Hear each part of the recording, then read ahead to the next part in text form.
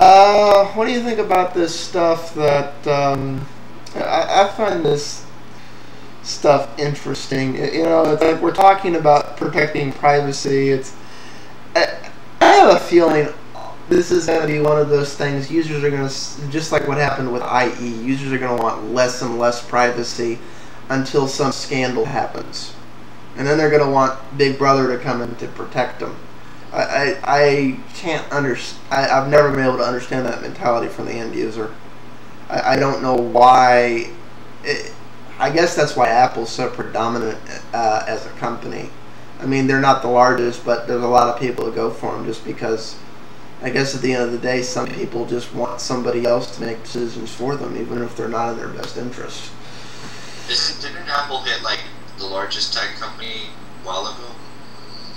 Well, that depends how you count. I don't... About that. I don't want to say... See, here's the thing when you talk about Apple in terms of size. Market share-wise, they're insignificant. For computers. For a lot of things, actually. For computers, for some... The areas in which they're predominant, they're not even predominant. They're predominant in select markets. But that's true of a lot of companies. As far as the smartphone arena, even that's arguable. It's by some things they're 80% plus. By other things, if you take the global share into account, smartphones in general aren't even a drop in the bucket. You can look at these statistics however you want to argue whatever point you want, which is why it's that old phrase, you can use statistics to prove anything, which is why I try not to get into that argument too much, because no matter what side I find, some fanboy somewhere is going to go, oh, statistic XYZ says thingamabob screw-a-majig. I'm like, okay, technically true, but remember that's in the context of this. It's, I could do a whole show. I could do a 2-hour show on that bullshit. What browser's the biggest? What OS is the biggest? What age groups using what? Yada yada and so forth. But on that note, one of the interesting statistics, although this is just as jaded, is that for second quarter, Android was the best-selling smartphone. And, you could argue so Just a smartphone, but yes. Yeah, but I mean, that's putting Android directly against iOS. Well, here's the thing. Android didn't actually sell better than iOS. Android phones sold better than iOS phones, but iOS runs on the iPad and the iPhone, and if you take all those together versus everything that ran on Android that was sold, the iOS actually sold more. But if you only take the iPhone and versus everything with Android on it, which is phones, Android did sell more. Yeah, well, I can let that... See, we're getting into the whole, you can use statistics to prove anything here thing, which is the interesting part here. Until it's a level playing field, these statistics really mean crap. Because, we're talking about second quarter, which is before iPhone 4 was even available for sale. So, and you could argue everybody who was going to buy an iPhone wasn't going to buy an iPhone in second quarter anyways, because they're not stupid. So it's like that could be argued no matter what. I think you'll get a better image of this if you average out this year, assuming Android tablets come out fourth quarter. Then you'll have a better idea how that actually stacks up. How do you think Android tablets are going to do? Honestly, it's going to depend which ones come out first, to be quite honest on that. And that's just an honest assessment there. Some of the better ones I don't think are actually going to come out in time for this holiday season. which is sad, but it's looking like most of the better ones, the ones you'd really want to buy, with the exception of one or two, are probably coming out somewhere between February and July of next year. Which means it's probably not going to be an Android tablet you really want to buy this year unless you just want to buy an Android tablet. Well, I mean, also,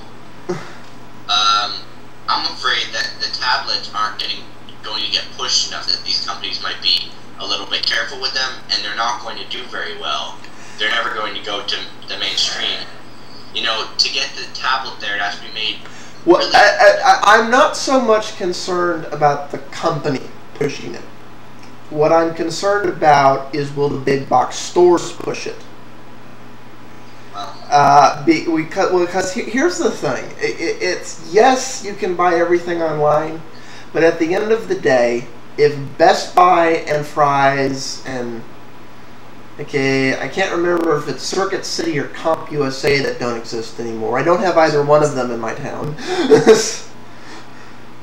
But whatever that other one is, it's like if those stores don't stock it, then yeah. What would really be interesting would be if Wally World winds up stocking some Android tablets.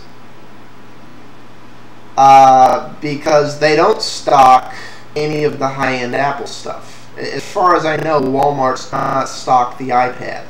They don't stock any of the Apple computers. They stock the iPod for obvious reasons. But it would be interesting if the mid-range Android tablets, which fall in the $99 to $200 range, wind up being Walmart's. Because if that happens, it would have a strong retail presence for no other reason than Wally World would push it. I don't know. I mean, I think to succeed, I mean, you got to get these average users excited so they can, impulse buy it. I mean, I feel that a lot of people that bought the iPad, it wasn't impulse buy, and that's important, to have those people. It has to have at least as much advertisement that went behind the Motorola Droid, which was huge. Well, no, that was one of the real fuck-ups with the Nexus phones, to be quite honest. It's like if you were outside the tech circles, you didn't even know the Nexus phone existed. Mm-hmm, exactly. I fear that will happen with that. Because Motorola Droid, I mean, it's not an amazing phone. It's a good phone, but the way they advertised it, it really just launched, in fact, the whole Android operating system. It launched the Droid phone series, not the Android operating system. The whole Android operating system. It really got people to take notice of Android in itself. So if people did want a Droid, they might get the Evo, or people are starting to read this stuff on the news. I really feel that it affected the whole movement. Well, yeah, but in some ways, it launches the Droid more than some, because it's... Yeah, it's made the consumer aware, because it's one of those things. We've said this several times. The AT&T Android phones are a joke. Most of them are. I haven't taken a look yet at the Samsung one. The Dell one isn't very good. The backflip is, yeah, there's a lot of things wrong with the backflip, but. Their Android's a buzzword now that they're using. Right. That's my concern, is that with some of these tablets, because one of the things I see going on with Android phones right now is, people are going, we have a $99 Android phone, with no emphasis on the fact that this $99 phone is not the same animal as the $500 phone that's subsidized for $200 over here. They're not the same. They're not the same, and that's something I'm not sure the average end user understands. Of course, but it's still getting people to buy those phones, and that's helping along the operating system. I mean, more people are going to own phones. There's going to be in a very it's not going to be long before I believe that Android will have more apps than the iOS. Yeah, in some ways, I would argue quality over quantity. In some ways, I would argue that as far as the number of... I don't want to make this statement as fact. This is my opinion. But I'm aware that iOS has a lot more apps. But what I'd actually the statistic I'm a lot more interested in, and as far as I know, no one has actually done this study, is what is the number of useful applications in the Android marketplace versus the number of useful applications in the iOS marketplace. By that I mean it is a uniquely useful application that solves a problem that people actually want to get it, and not the 1,000th flashlight application to be submitted. I'm aware that there's not quite that many flashlight applications, but you know what I mean. It's one of the things I like a lot about the Android marketplace is, for the most part, there aren't 50 billion apps that do thing X. There's like 20 to 50, and it's very obvious with just a few seconds of scanning what are the 5 paid and free ones that you actually want to consider putting on your device. It's as long as Android keeps that and keeps growing apps like that, I could care less if it ever has more apps than iOS. Just that they're comparable in the useful apps. You and me might not care, but when just a normal user sees that, they're going to see, oh, Apple has more, therefore it's better, even though it might not be the same quality. I mean, here's the thing, as long as Android has more apps, they can stop there, because they don't have to have a huge amount, they just have to have more than Apple, and that'll just give people another reason to switch to Android. Even though it may not mean anything, they're going to switch for that reason. Yeah.